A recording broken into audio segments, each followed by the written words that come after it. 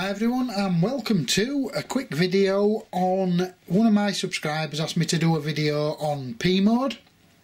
Now P mode I don't use very often, to be honest. I have had a mess with it after watching a video of Joe Busink using it and it seemed very good, but I just can't get used to it. But basically my impressions of it is it's like AV and TV in one.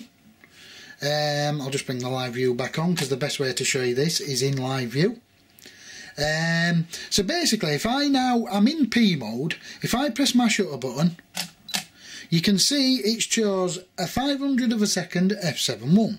But if I decide I don't want f7.1, I can move right on my shutter button and I can take it at f1.8.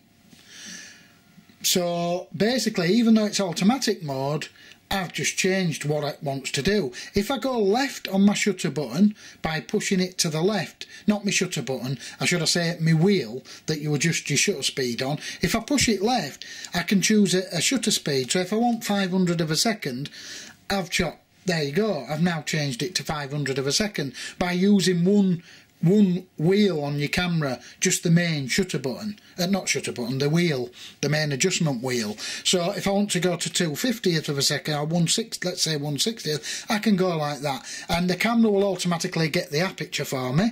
So if I want to go to 1,000 of a second, I'll pull right and the camera's automatically chose f5. If I want to up my aperture to an f9, I can go left with the wheel. I'm struggling to get f9 because of the way it's metering. But let's say f8. You can see that the camera has automatically set the shutter speed for me. Now this is all well and good. I've locked the ISO in at 250, so we'll just knock that down to 100. We'll put it to auto. I'll tell you what, we'll leave it on auto. So we'll press the shutter button and see what the camera... So the camera wants to take that ISO 100 at f5.6. So let's... go to an f2.8 at 1,000 of a second. So we've now chose an f2.8 and the camera's automatically chose 1,000 of a second. Now let's go to an f9. Now, do you see what I remember when I said to you auto ISO is not very good? Well, what it's done here is it's given me f11. I've chose that I want f11. It's given me a 60th of a second. Instead of upping the ISO to maybe 400 and giving me a better shutter speed, it's automatically locked itself in to ISO 100. So let's just go to an f22. Are we on auto ISO here? Yeah, we're on auto ISO and at let's go to f22. Look, at f22 it stayed at ISO 100 and it's giving me a 15th of a second. Do you know what I mean? This is why automatic ISO is not very good. So what I would actually do in this scenario is maybe we'll lock it at ISO 250 because there's good light. And now I can go back to a 22 and I'm getting a 40th of a second. Now this is where you still need to, even though you're in P mode and you can automatically choose what aperture you want and what shutter speed you want, even though we've gone right, we've chose f22, this is where you really need to understand what's going on, because at a 40th of a second it's too slow. So this is where you would go to your ISO and maybe up it to ISO 800. Let me go back to an f22 again, and now you can see that at f22 I've got 1/100 of a second, but I had to manually go in and adjust the ISO. But I suppose if you're really struggling to learn manual camera settings, then at least this way you could just play with your ISO. Do you know what I mean? But I mean, like I say, auto ISO for us is... It's not ISO 100, go back to 22, and we've still got ISO 100. It's absolutely useless. So that's basically P. You can, let me just lock my ISO into 250 again. That's what the camera wants to do. I've pressed the shutter button and the camera's saying, right John, f6.3 at 400 of a second, and that's all well and good. That'd take a nice picture if we take that. Did I take it? Yes I did. Hang on, have I got my... and there you go. You can see we just took a nice shot at f6.3 at 400 of a second.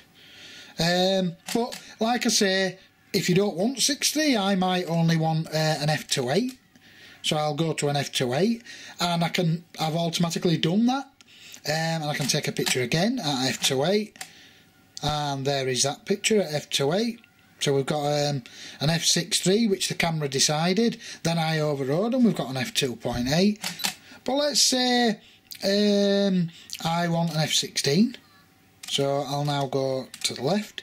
But now I'm looking at my shutter speed, and again, this is where I could probably handle that at 50th, to be honest. But if you look at the washing on the left hand side, that's probably going to blur. Let's do it. And you'll see, let's just play that and go full screen. If we go over to the washing will surely be blurred. It is. Right, so what we'll do this time, we'll go to a 22, and when I see it's 30th of a second, I know it's too slow. I'm going to up my ISO to 800, go back to a 22 again, and now I've got 100 of a second, which should freeze the washing. I mean, you won't see, it's not really about the pictures, but you can see what I'm trying to sell you. So be careful with P mode, but that is how it works. I mean, that's how it is. Now I can look at the left hand side and go, instead of putting my aperture up to 22, I can say, well, 2/50th of a second, I want 1,000 of a second. So I can just keep going right with my shutter speed, and my camera's automatically set my aperture for me. So in a way, it's quite a very good tool. I don't know, and you can use exposure compensation as well. So what I'm saying is, if you go 1,000 of a second and go, well, that's nice, but it's a bit dark, you can use your wheel on the back of your camera. No, you won't be able to see that, will you? Oh, can you? Oh yeah, it's there, and you can put some exposure compensation on. I'll put a stop on and go back to the camera and show you. And you can see, look, that's what the camera wants to do. Now I'm showing you this in live view because it's easier for you to see. Look, you can put 3 stops on if you want. So P mode is a very good mode, but like I've said, just be careful and make sure that when you're choosing your aperture and stuff like that, you need to keep an eye on your shutter speed. So now if we want 2,000 of a second, 2,500 is an aperture of 2.2. If the camera couldn't do it at ISO 200, and the f2.2 would start flashing. So let's just go to ISO 100. And you'll see I'll only be able to go so fast. Can you see I can only get 3,200 of a second shutter speed, and I'm going fully right with my thing, and that's all I can get. So if you decided, well, no, I need 4,000, that's when you would have to manually go and put your ISO up. And now I should be able to have my shutter speed to whatever I want. We'll up it right up to a 5,000, a 6,400, we'll up the ISO a bit more. And now I should be able to have my full 8,000 of a second shutter speed. So I did have to play with my ISO, but it is the only thing I have to play with, and it's a dramatic. You could probably lock it in. I wouldn't recommend auto because it's just crap. You can use auto if you're going to press the shutter and let the camera decide what to do and not override it. Like now, if you go, all right, 200 of a second at f5, that's what the camera's just chose it wants to do. If you want to leave that, then maybe auto ISO is good for you, but I want to press it, let the camera have a go, and think, well, f5, 200 of a second, yeah, well, I want an f8 really, do you know what I mean? F8 would be better for me.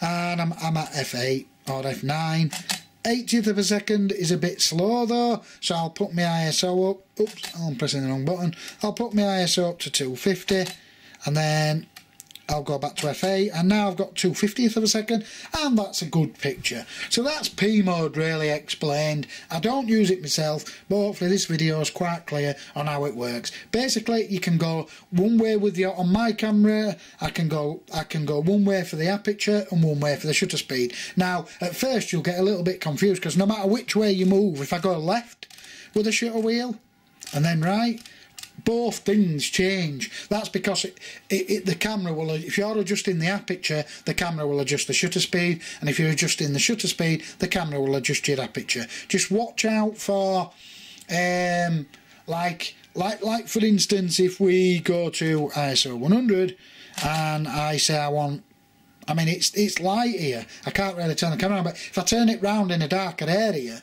and I say, right camera, I want 100 of a second, it'll start blinking at me if my ISO's not high enough, because it'll drop my lens to as wide open as it can go, which is 1.4 on this lens, and then it'll basically start flashing and say, I can only give you this shutter speed. And that's where you need to really then understand your ISO, so you can turn it up, then go back in, then try get your 1/100 of a second shutter speed, and you'll see you'll better get it. Thanks for watching. Please comment and subscribe.